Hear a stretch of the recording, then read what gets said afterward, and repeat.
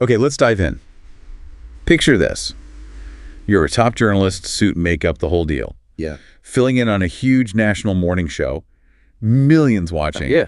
and then boom, live on air, sheer That- terror just yeah. takes over. A panic attack, raw, public, awful. And that moment, that really public low point, it actually kicked off this completely unexpected journey. Totally unexpected. From war zones, network news pressure, bumping into self-help gurus, battling some serious personal demons like drug use, Right. and then stumbling onto, of all things, meditation. Yeah, meditation is a tool to navigate all that chaos. So that's our mission here. We've gathered all these sources, accounts, interviews, the works, mapping out this really profound personal shift. And we want to pull out the key insights, the real nugget. Exactly. How did this one person handle intense pressure, that crippling anxiety, the inner critic that just won't shut up?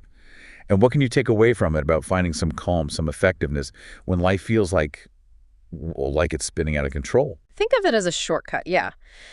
A guide through someone else's very modern struggle, leading to a surprisingly ancient solution. Let's go back to the start. Yeah. Because the drive, the ambition, it was there from day one. Oh, absolutely. Relentless climb as a young reporter, small town news, bigger city, always pushing up. And you really sense this thrill he got from the recognition, like being noticed in bars, that sort of thing. It fed something, didn't it? It really did.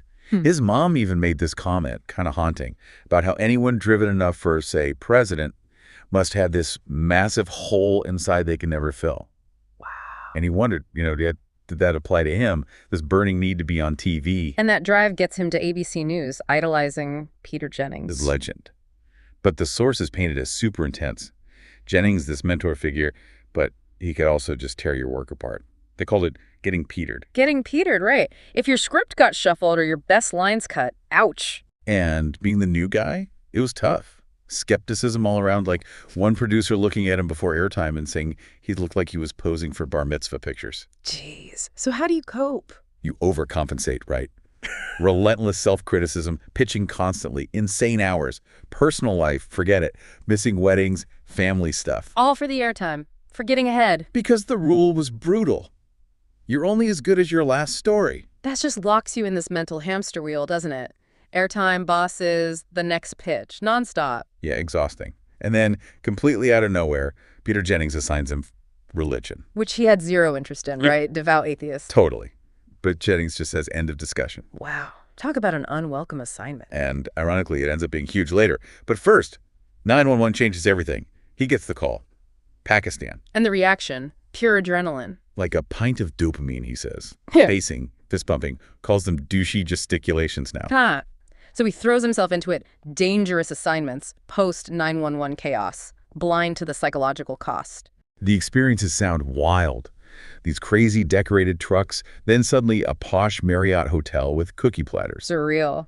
And seeing Taliban fighters sometimes just as kids, there was this weird romance of risk, as the sources call it. But that moment he gets shot at, a bullet zings over his head. Yeah. His first thought isn't terror. It's, I hope we're rolling on this. Whoa. That says everything, doesn't it? It perfectly captures it. The job, the drive, it built this wall, feeling bulletproof, overriding basic survival for the story. It's powerful, but also kind of scary. It really is.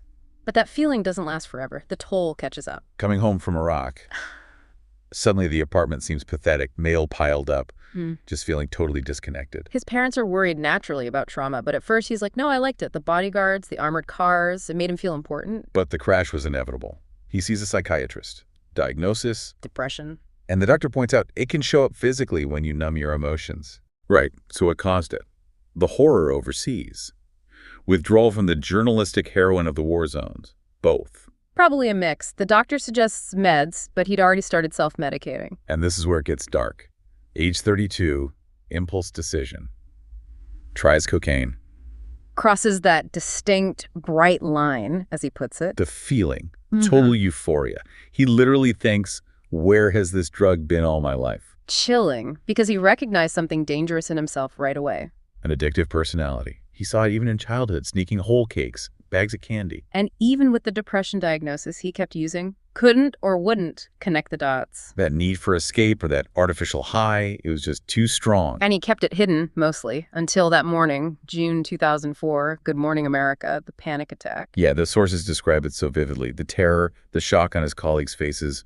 Charlie Gibson, Diane Sawyer. Utter humiliation. He calls his mom. She knows immediately. Sees a psych that same day. But doesn't mention the drugs. Maybe because he hadn't used right before that specific attack. Possibly. But he kept using. And about a year later, boom, another panic attack hits on GMA. This one was worse. Right through the Klonopin he was taking, he called getting through the segment a verbal baton death march. Grim. But this time, he hit it. Nobody seemed to notice. Which, weirdly, was almost worse. It created this huge existential issue. Right. If he can't reliably perform, even medicated, what's his future in TV news? Exactly. So that pushes him to a third psychiatrist, Dr. Brotman. Supposedly the best guy for panic. And Brotman asks the simple question that changes everything. Do you do drugs? And finally, it clicks. This realization of the sheer enormity of mindlessness that had driven his life. Chasing airtime, diving into war zones unprepared, using drugs. Therapy shifts focus then. Drug recovery. But it was hard. He missed getting high, tried bargaining with the doctor. Maybe once a month. Yeah, the addiction had hooks in deep. Meanwhile, that religion beat he hated. Turns out it wasn't boring. It was juicy. Easy. And he gets this inside source, Ted Haggard. Big evangelical leader, but also kind of a self-help guy. Right. And the sources detail the whole Haggard scandal. The allegations, the denial, the resignation. They definitely point out the hypocrisy, given his public stance. But they also add this layer of maybe poignancy. Someone suppressing who they are because of their faith. And importantly, the sources note Haggard wasn't actually as hardline on homosexuality as many others in his circle. We're just relaying what's in the accounts here, of course. Right, just reporting the source material. So, amid all this work, drama, recovery, therapy, something shifts personally. He meets Bianca. At a party. Instant connection. I'll take this one feeling. She's smart, grounded, medical student. Stressed about residency, but a different kind of stress. Yeah, her anxiety was about patients, real human suffering. Made his career anxieties feel a bit small sometimes. But he found real comfort with her. She brought out his playful side. Nicknames for cats. Lasting Steppenwolf. Sounds like a really grounding force. They got engaged, married. But even with Bianca, that search for answers continued. And it led him into the whole world of self-help gurus. Eckhart, Tolle. Read the book, Googled him. And the contrast was jarring, right? The book sounds like the voice of God, but the guy himself.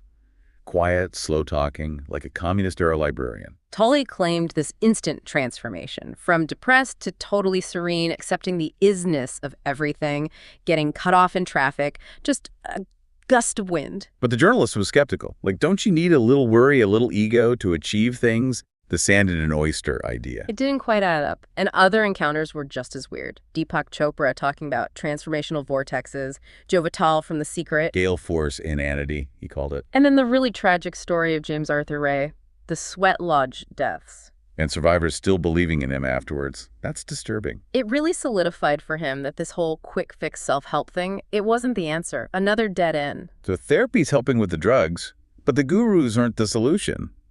What's left? Bianca gives him a book. Mark Epstein's Going to Pieces Without Falling Apart. And this leads him to meditation. Which he was totally skeptical about initially, the whole pan flute image, the PR problem. But Epstein's book framed it differently, like exercise for your brain, maybe make you 10% happier. That sounded reasonable? Attainable? Not some mystical enlightenment promise. So he meets Epstein, a psychiatrist, also a Buddhist practitioner. And he was just normal, the anti-guru. Open about his own struggles, didn't claim perfection, got into Buddhism because of a girl. Relatable. Epstein's book introduces this core Buddhist idea. Suffering arises from clinging to things that inevitably change. Impermanence, that's the key concept. Understanding that nothing lasts, it helps you let go, gain this wisdom of insecurity. Makes sense. So he tries it, his first meditation attempt, on a beach house floor, feeling like he's renouncing everything he ever stood for. The instructions sound simple. Sit. Feel breath, mind wanders, bring it back. Simple, but not easy.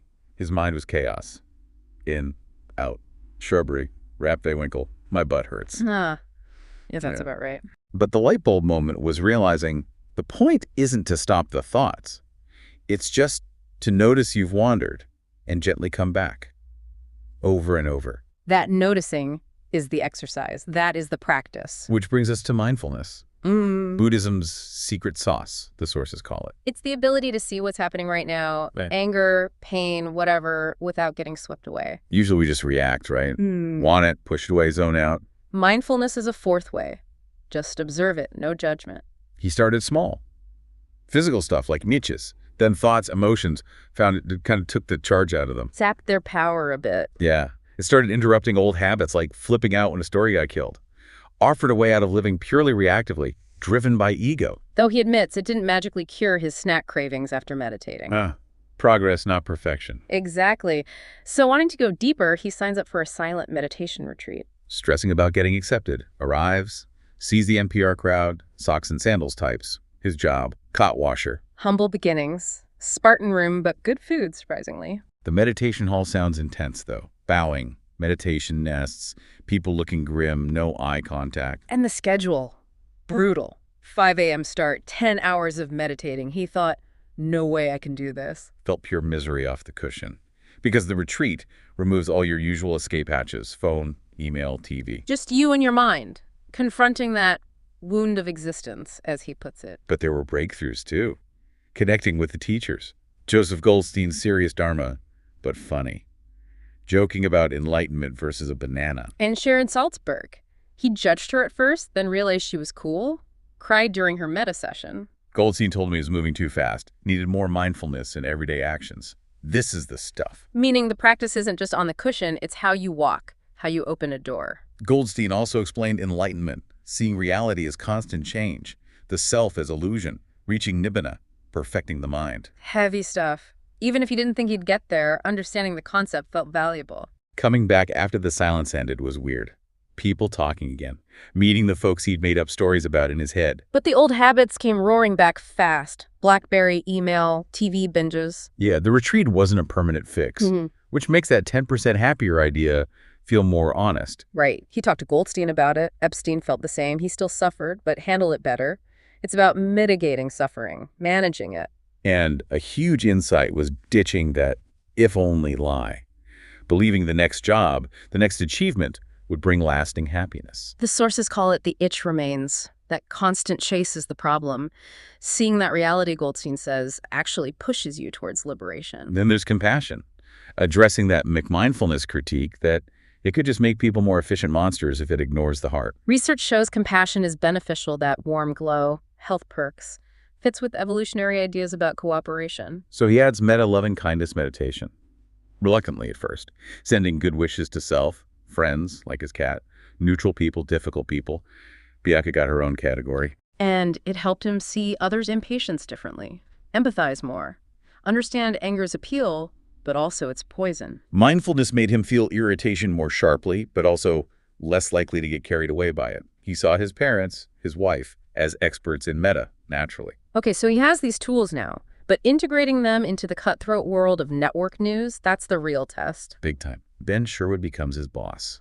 Supportive before, but also super intense, critical. And he hits the slump, not getting the big assignments, Bin Laden, Gaddafi, watching others get them. Huge internal conflict, old instinct, fight for it, new impulse. Wait, is that uncompassionate? Trying to balance ambition, the price of security, with letting go, the wisdom of insecurity. Heard Sharon Salzberg talk about sympathetic joy, mudita, challenging the idea that someone else's win is your loss. He tried using RAIN, recognize, allow, investigate, non-identify.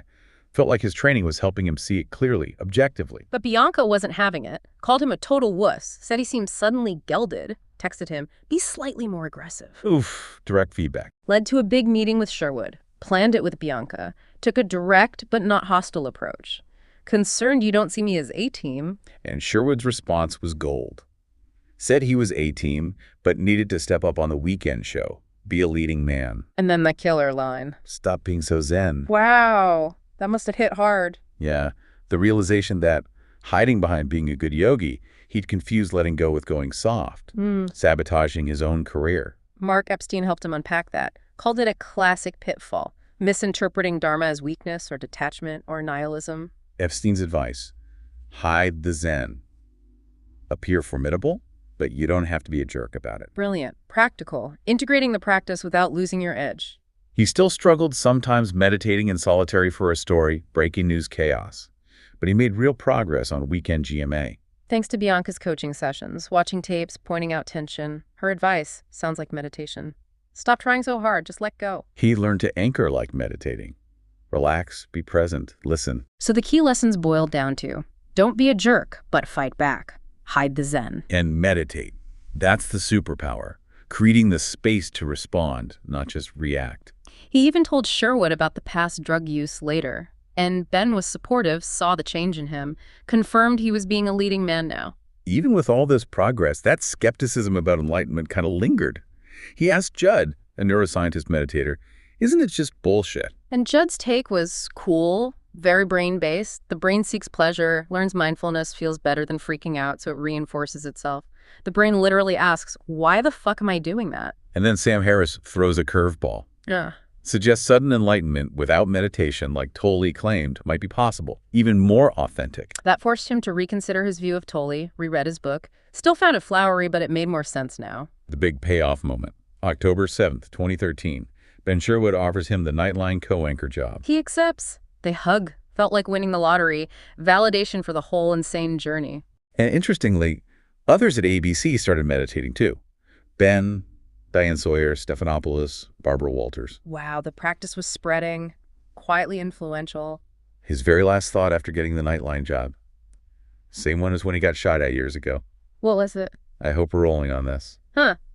Still ambitious, still aware of the challenge, but maybe with a different perspective now. Yeah, a mix of reassurance and maybe intimidation, but faced with this new awareness. It's just an incredible arc, isn't it? From panic attacks and self-medication, chasing external stuff, to finding this internal tool to navigate the pressure, the inner critic, with more balance, more skill. Mindfulness wasn't magic. It didn't erase the problems. It was just a practical, sometimes messy way to manage it all. And it shows you can balance ambition with well-being, but it takes work. You have to practice, navigate the pitfall, like not confusing letting go with giving up. Yeah, the core takeaway really is that pause. Mindfulness gives you that space between stimulus and response, the ability to choose. To watch your mind without judging it, and respond thoughtfully instead of just reacting on autopilot. Which leads to maybe the most provocative idea from this whole deep dive, connected to that if only lie. Come on. What if that constant chase for happiness, always thinking the next thing will fix everything, what if that chase itself is actually what's making us unhappy? Ooh, that's something to chew on. Maybe the pursuit is the problem. Definitely something to ponder. And maybe, like the journalist found, something worth investigating for yourself.